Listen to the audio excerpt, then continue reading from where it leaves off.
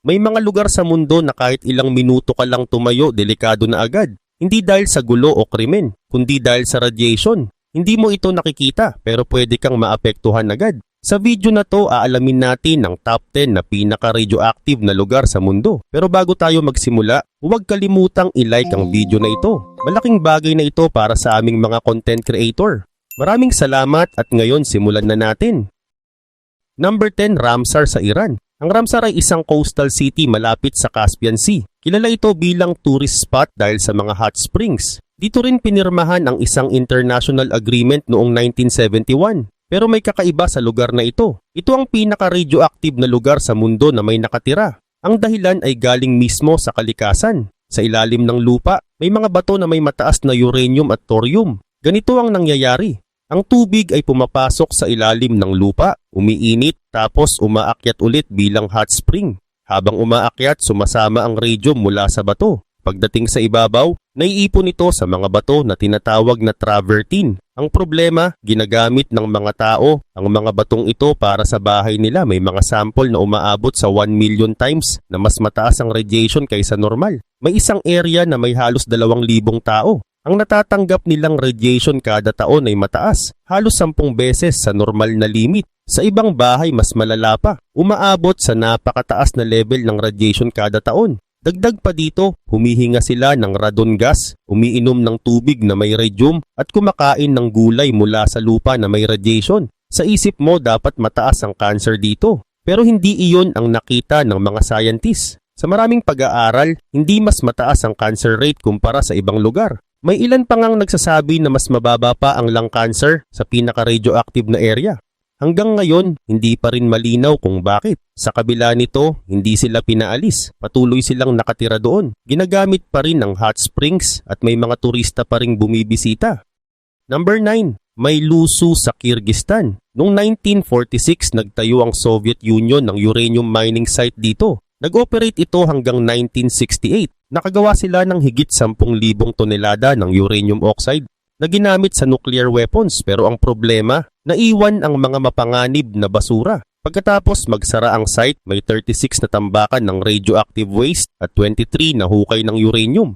Lahat ito ay nasa paligid ng bayan. Doon nakatira ang nasa 25,000 na tao. Ang radioactive waste ay nasa gitna mismo ng komunidad. Nagiging mas delikado ang sitwasyon. Yung mga waste dump doon, hindi man lang secured, walang bakod ang iba. At mas malala, may mga taong gumamit pa ng radioactive na bato para gawing materyales sa bahay at kalsada. Dagdag pa dito, mas delikado ang lugar dahil sa lokasyon nito. Ang May Lusu ay nasa area na madalas ang lindol at landslide. Noong 1958, may isang landslide na nagdala ng 500,000 cubic meters ng radioactive waste papunta sa ilog. Dahil dito nadumihan ng tubig sa buong valley. Pero ang mas nakakagulat, itinago ito ng mga autoridad at walang ginawang medical check sa mga tao. At hindi lang iyon nangyari. Naulit pa ito noong 2002 at 2005. Ang ilog na iyon ay dumadaloy papunta sa Sirdarya na pinagkukunan ng tubig ng humigit 14 million katao. Hindi lang isang bayan ang apektado, kundi milyon-milyong tao. Yung mga waste dump nasa gilid lang ng bundok, direkta sa itaas ng ilog. At ayon sa mga pag-aaral, hindi stable ang lupa doon. Ibig sabihin pwede ulit itong gumuho anumang oras. Noong 1999, may study na nagsabi na doble ang cancer rate sa lugar. May 172 na kaso sa bawat 100,000 na tao, samantalang 93 lang sa buong bansa. Dagdag pa dito ang birth defects sa mga pinakaapektadong village ay halos 3 beses na mas mataas. At napansin din na habang mas malapit ka sa waste dump, mas mataas ang risk. May nakita ring radiation sa inuming tubig na umaabot sa 200 times na mas mataas kaysa sa safe limit ng World Health Organization. At ang radon gas pumapasok sa mga bahay at eskwelahan, lampas sa safe level. May tulong na galing sa World Bank at European Union. Pero sa kabila nito, hindi pa rin tuluyang naayos ang problema. Nandoon pa rin ang waste, nasa bundok sa taas ng ilog sa isang lugar na madalas ang lindol. Number 8, Goiânia, Brazil. Noong 1985, may isang klinik na iniwan ng lumang building. Kinuha nila ang karamihan ng equipment pero may naiwan. Isang machine na may cesium-137, ginagamit para gamutin ang cancer. Iniwan ito ng walang bantay. at nanatili doon ng 2 years. Noong September 13, 1987, dalawang lalaki ang pumasok sa building para maghanap ng scrap metal. Nakita nila ang machine. Kinuha nila ito, inilagay sa kariton at dinala sa bahay. Hindi nila alam kung gaano ito kapanganib. Kalaunan ibinenta nila ito sa junk shop at doon nagsimula ang mas malaking problema. Napansin ng may-ari na may kumikinang na asul na ilaw sa loob. Para sa kanya maganda ito. Binuksan niya ang machine. Kinuha ang kumikinang na powder at ibinahagi ito sa pamilya, kaibigan at kapitbahay. Sa madaling salita, kumalat ang radiation nang hindi nila alam. Ang pinakamasakit na nangyari, ang 6-year-old na bata sa pamilya ginamit ang powder na parang glitter.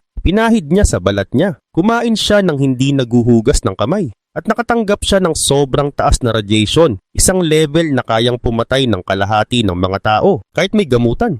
Pagkalipas ng 1 month namatay ang batang iyon. Nilagyan ng lead ang kabaong niya at binalot sa concrete para makontrol ang radiation. Sa kabuuan, 4 na tao ang namatay at sa 112,000 people na nagpa-check sa stadium na ginawang testing center, 249 ang natuklasang may contamination. Sa bilang na iyon, 129 ang naapektuhan sa loob ng katawan dahil nalanghap o nalunok ang powder. Dagdag pa dito, malala ang epekto sa buong lungsod. Tinanggal ang ibabaw ng lupa sa ilang lugar. May mga bahay na giniba, pati bus, pera at mga hayop na diskubring may radiation. May contamination pa na nakita hanggang 100 kilometers mula sa lungsod. Dala ng mga taong nahawakan ang powder at umuwi sa kani-kanilang lugar. Ibig sabihin, kumalat ang radiation ng hindi nila namamalayan. Noong 2001, may study na nagsabi na may radiation pa rin hanggang 40 centimeters sa ilalim ng lupa. Kahit nalinis na ang lugar. Ibig sabihin, hindi sapat ang unang cleanup. Ang International Atomic Energy Agency ay nag-rate sa insidenteng ito bilang level 5, isa sa pinakamalalang radiation accidents. Pagkatapos nito, inayos ng gobyerno ng Brazil ang mga batas tungkol sa pag-handle ng radioactive materials. Pero kung iisipin, nagsimula lang ang lahat dahil may isang machine na naiwan sa isang abandoned building sa loob ng 2 years sa isang lungsod na may milyon na tao. Number 7, Sellafield, United Kingdom. Ang Sellafield ay isang nuclear facility sa Hilagang Kanlurang, England. Ginagamit na ito mula pa noong 1947, nung tinatawag pa itong Windscale. Gumagawa ito ng plutonium para sa nuclear weapons. At noong October 1957, nagkaroon ng sunog sa isa sa mga reaktor. Tumagal ito ng 3 days. At naglabas ito ng radioactive fallout sa buong UK at hanggang sa ibang bahagi ng Europe. Ito ang pinakamalalang nuclear accident sa kasaysayan ng Britain. Pero sa kabila nito, itinago muna ang balita sa publiko. Ayon sa mga report, ginawa ito para hindi masira ang relasyon ng UK at US pagdating sa nuclear programs. At tumagal ng halos 3 decades bago ito tuluyang nalaman. Pagkatapos nito, pinalitan ang pangalan ng lugar. Ginawang Sellafield. Bahagi nito ay para makalimutan ang nangyari sa Windscale. Pero hindi doon natapos ang problema. Mula 1950 hanggang 2000, may 21 serious incidents sa lugar. Noong 1983, nagkaroon ng aksidente kung saan may radioactive waste na napunta sa dagat. Dahil sa error, may chemical at solid waste na direktang itinapon sa tubig. Pagkatapos may mga contaminated na bagay na lumutang at napunta sa beach. Kaya isinara ang beach ng 6 months. Matagal nang may issue ang lugar na ito. At hindi lang aksidente, kundi minsan, sinadya pa. Noong mga 1950s at 60s, iniisip nila na okay lang itapon ng radioactive waste sa dagat dahil madidilute naman daw ito. Pero mali iyon. Ayon sa estimate, may humigit 200 kilograms ng plutonium na naiwan sa ilalim ng dagat. At ang isa pang radioactive element, technetium-99, umabot pa hanggang sa Arctic Ocean at hilagang bahagi ng Canada. Ibig sabihin ang epekto nito hindi lang sa isang bansa kundi sa buong mundo. Nagreklamo na rin ang mga gobyerno ng Ireland, Norway at Isle of Man dahil sa epekto nito. Para maintindihan kung gaano ito kalala, ang 10 sieverts na radiation sapat na para ikamatay ng tao. Pero sa loob ng facility, may mga lugar sa ilalim na sobrang taas ng radiation. Delikado kahit sandali ka lang doon. Hindi pwedeng pumasok ang mga tao. Mga robot lang ang pwedeng magtrabaho sa loob. Ganun pa man, hindi pa rin tapos ang problema. Inaasahan na aabutin pa hanggang 2120 bago tuluyang maisara ang lugar at ang gastos ay lampas 100 billion pounds. Number 6, ang Nevada test site sa United States. Sa pagitan ng January 27, 1951 at September 23, 1992, nagpasabog ang US government ng 928 nuclear weapons sa disyerto ng Nevada. Matatagpuan ito mga 65 miles mula sa Las Vegas. Sa kabuuan, may 100 tests na ginawa sa ibabaw ng lupa. Ginawa ito gamit ang eroplano, tower, balloons at iba pa. Ang ulap mula sa mga pagsabog, kita hanggang 100 miles ang layo. At nakakagulat ang mga hotel sa Las Vegas, ina-advertise pa ito bilang attraction. Dagdag pa dito ang shockwave ng bawat pagsabog ay nararamdaman hanggang sa mga bahay sa paligid. Pero ang pinakadelikado, ang fallout, hindi ito nanatili sa Nevada dahil sa hangin napunta ito sa Utah, Arizona at iba pang lugar. Ang mga taong nakatira doon ay tinawag na downwinders. At ang masama, hindi sila binalaan. Sa loob ng maraming taon, sinabi ng gobyerno na ligtas ito. Pero kalaunan may report na nagsabi na ang radiation mula sa test ay nagdulot ng 10,000 hanggang 75,000 cases ng thyroid cancer sa US. May isa pang kwento na mas lalong nakakagulat. Noong 1956, kinunan ang pelikulang The Conqueror sa isang lugar na mataas ang radiation. Sa 220 na cast at crew, 91 ang nagkaroon ng cancer at 46 ang namatay. Kasama na rito sina John Wayne, Susan Hayward at Agnes Moorehead. Pero sa kabila nito, itinanggi pa rin ang koneksyon. Bukod sa test sa lupa, may 828 underground tests din. Sa bawat pagsabog, may nabubuong espasyo sa ilalim ng lupa na napupuno ng radioactive material. Mas delikado pa, may test na ginawa malapit sa tubig sa ilalim ng lupa, kaya napunta rito ang plutonium. At ayon sa pag-aaral, gumalaw ito ng 1.5 kilometers sa loob ng 30 years. Mas mabilis kaysa inaasahan ng scientists. Noong January 2006, mahigit $525 million na ang naibayad bilang tulong sa higit 10,000 na mga taong naapektuhan. Pero sa kabila nito, matagal bago inamin ang epekto. At hanggang ngayon ginagamit pa rin ang lugar para sa nuclear testing. May mga bahagi ng lupa doon na mananatiling radioactive, mas matagal pa kaysa sa buhay ng tao. Number 5, ang Hanford Site sa Washington. Noong 1943, tahimik na binili ng gobyerno ng United States ang isang malaking lupain na nasa 580 square miles sa Eastern Washington. Inilipat nila ang maliit na bayan na nakatira doon at nagsimulang magtayo ng isang lihim na facility. Ito ay ginawa para sa paggawa ng plutonium. Ang unang plutonium na ginawa dito ay ginamit sa bombang Fat Man na ibinagsak sa Nagasaki noong August 9, 1945. Pero hindi doon natapos. Nagpatuloy ang operasyon ng 44 years. Sa panahon ng Cold War, sabay-sabay na gumagana ang 9 na pasilidad sa lugar at gumawa sila ng plutonium para sa higit 60,000 na nuclear weapons. Dagdag pa dito, may isang malaking problema. Sa loob ng mga taon na yon, tinapon ng mga 440 billion gallons ng kontaminadong likido diretso sa lupa. Iniisip nila na ma-absorb ito ng lupa. Pero hindi iyon nangyari. Ang pinakadelikadong waste ay iniimbak sa 177 na tangke sa ilalim ng lupa. Ang problema, ang design ng mga tangke ay para lang sa 25 years. Ngayon lampas na lahat doon. At hindi lang iyon, may 68 na tangke ang naglik na. At patuloy pa rin may tumatagas. Mahigit 1 milyong galon na ang tumagas papunta sa lupa. Ngayon gumagalaw ang waste sa ilalim ng lupa, papunta sa Columbia River. At noong 2023, may 60 square miles ng tubig sa ilalim ng lupa ang kontaminado, lampas sa ligtas na level. Gayunpaman may plano para ayusin ito. Gagawa sila ng proseso kung saan gagawing parang salamin ng liquid waste para mas ligtas ito. Sinimulan ang project noong 1990s. Dapat matatapos ito noong 2022. Pero na-delay ito at ngayon target na matapos sa 2036. Noong October 2025, nakapag-process sila ng maliit na bahagi ng waste pero hanggang ngayon may natitira pang 56 million gallons. Ito ang isa sa pinakamalaking clean-up project sa kasaysayan ng Amerika. Umaabot na sa hundreds of billions ang gastos. Mga nasa 11,000 workers na nagtatrabaho doon araw-araw. Pero kahit ganoon, may 56 million gallons pa ring nakaimbak sa mga tangke. At ang lupa sa Hanford ay hindi paligtas gamitin sa napakatagal na panahon.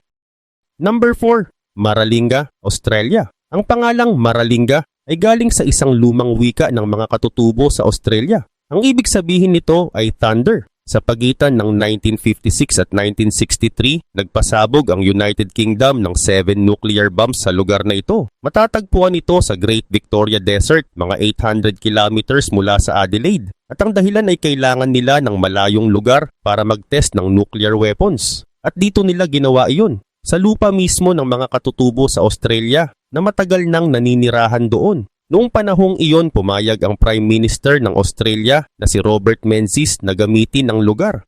May isang scientist na si Walter McDougall na nag-alala para sa mga tao na nakatira doon. Pero sa kabila nito, hindi siya pinakinggan. Sa isang sulat, sinabi pa ng isang opisyal na mas mahalaga raw ang interes ng bansa kaysa sa iilang tao sa lugar. At dahil dito, nagpatuloy ang mga test. Nagkaroon ng 7 nuclear explosions sa ilalim ng Operations Buffalo at Antler. Ang ulap mula sa pagsabog ay umabot sa 47,000 feet ang taas at ang radiation umabot pa hanggang 2,000 kilometers ang layo. Isa sa mga pagsabog ay ginawa mismo sa lupa. Ibig sabihin maraming radioactive na lupa ang kumalat sa paligid. Pero ang mas malaking problema, hindi lang ang mga bomba, kundi ang mga minor tests. Sa pagitan ng 1953 at 1963, may humigit 500 experiments. Sa mga test na ito, sinunog ang plutonium at pinasabog gamit ang ordinaryong explosives. Sa isang test na tinatawag na Vixen B, pinasabog nila ito para makita ang mangyayari sa isang aksidente. Kumalat ito sa hangin, sa isang lawak na higit 100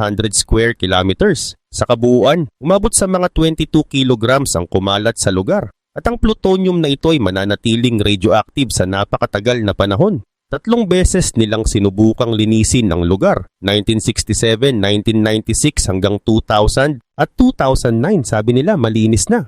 Pero hindi pa rin. May isang engineer pa nga na nagsabing mura at hindi maayos ang paglilinis. Sa halip na alisin ng delikadong basura, ibinaon lang nila ito sa mababaw na lupa.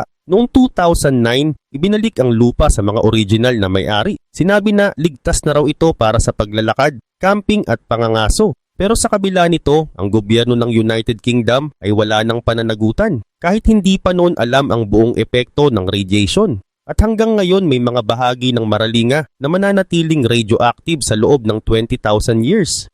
Number 3. Kishtim Disaster, Russia. Noong September 29, 1957, sa isang lihim na lungsod sa Chelyabinsk, may isang tangke sa ilalim ng lupa na sumabog.